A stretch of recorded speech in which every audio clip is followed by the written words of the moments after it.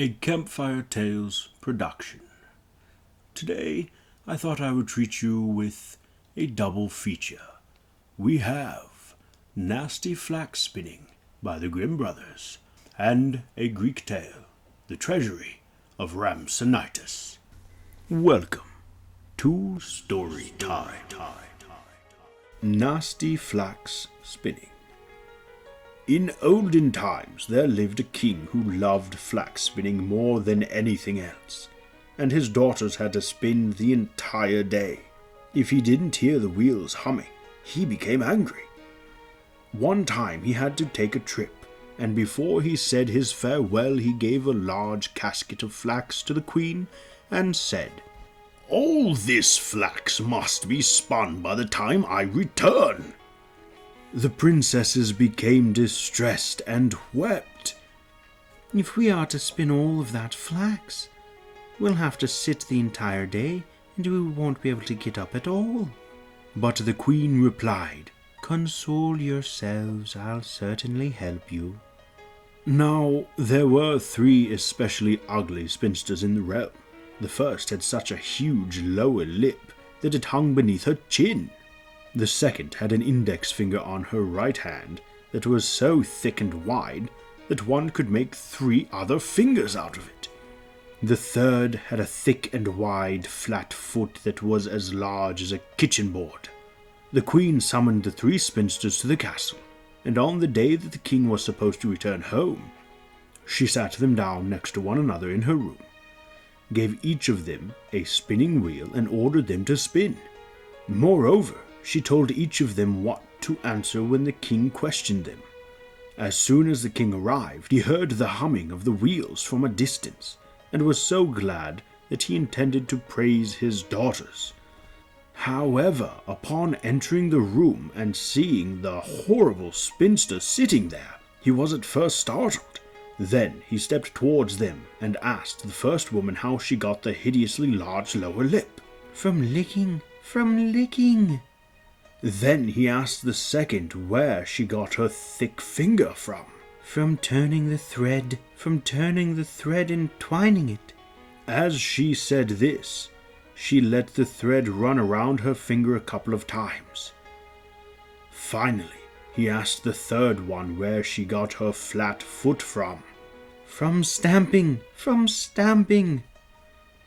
When the king heard all this, he commanded the queen and the princesses never, ever to touch a spinning wheel again. And this is how they rid themselves of their agony. The Treasury of Rhamsinitos. King Rhampsinitos possessed such a great wealth of silver that none of the kings who succeeded him could surpass it or even come close to equaling it.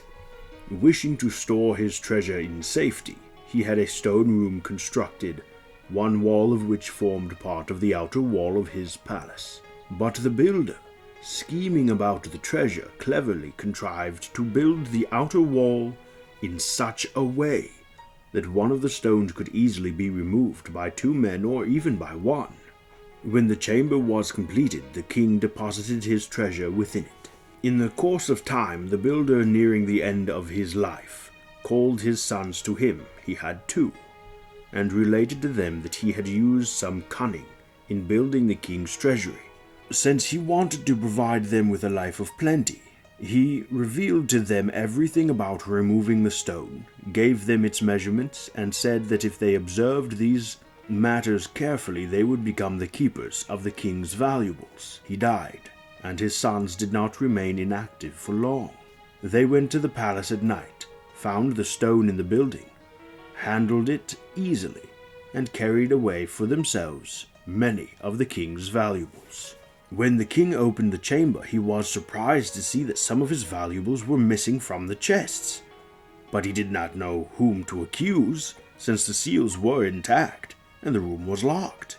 After opening it on a second and again on a third occasion and seeing that his property was continually diminishing, for the thieves did not cease from their plundering, he ordered traps to be made and had them placed around the chests in which his valuables lay.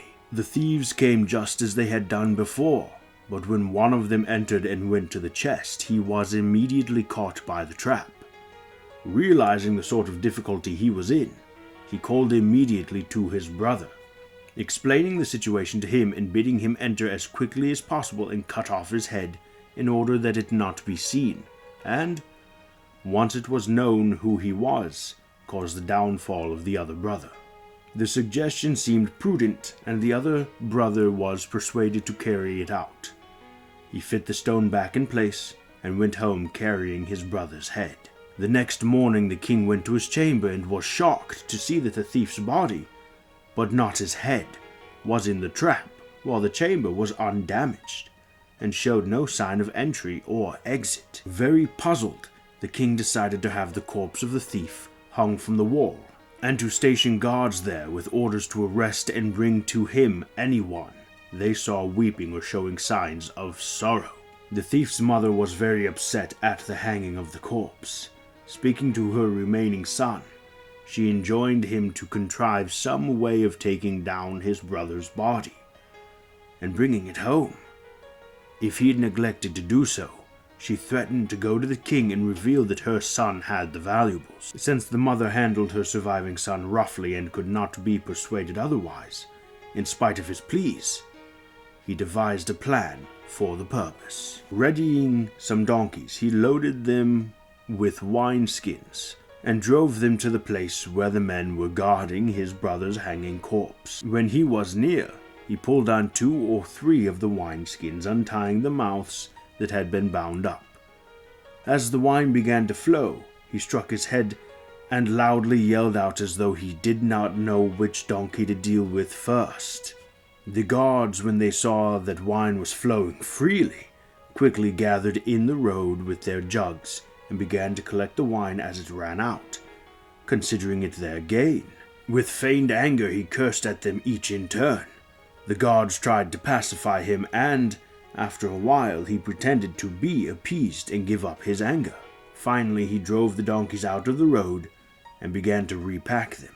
Conversation arose, and when another of the guards poked fun at him and managed to make him laugh, he presented them with one of the wineskins, which little delay they laid down intending to drink, and invited him to stay and join them. He was persuaded, of course, and stayed. In the course of the drinking they became more and more friendly, and he presented them with another wineskin. Drinking to excess, the guards became very drunk and were overcome by sleep where they were drinking. Since it was quite dark by that time, he took down the body of his brother, and he also shaved the right cheek of each of the guards in order to disgrace them. Then he placed the corpse on his donkey and drove it home, having accomplished what his mother had charged him to do. When it was reported to the king that the corpse of the thief had been stolen away, he was furious. But he really wanted to find the man who had engineered the thefts, so he placed his own daughter in a brothel, with instructions to receive every man. However, before going to bed with each man, she was to compel him to tell her what was the cleverest thing and what was the most unholy thing he had done in his lifetime. And if anyone related the incidents concerning the thief, she was to seize him and not let him leave. While the girl was doing what her father had ordered, the thief learned the purpose of what she was doing and decided to outdo the king in trickery. He cut off at the shoulder the arm of a corpse recently slain, and concealing it under his cloak, he went to the king's daughter. Asked the same questions as the others, he related that the most unholy thing he had done was cut off the head of his brother, who had been caught in a trap in the king's treasury, and the cleverest thing was to make the guards completely drunk and take down his brother's hanging corpse. When the girl heard this, she reached out for him, but in the darkness the thief held out to her the arm of the corpse. She took hold of it and held on in the belief that it was his arm she was holding, but the thief let go and fled through the door. When this event was reported to the king, he was amazed at the man's cleverness and daring.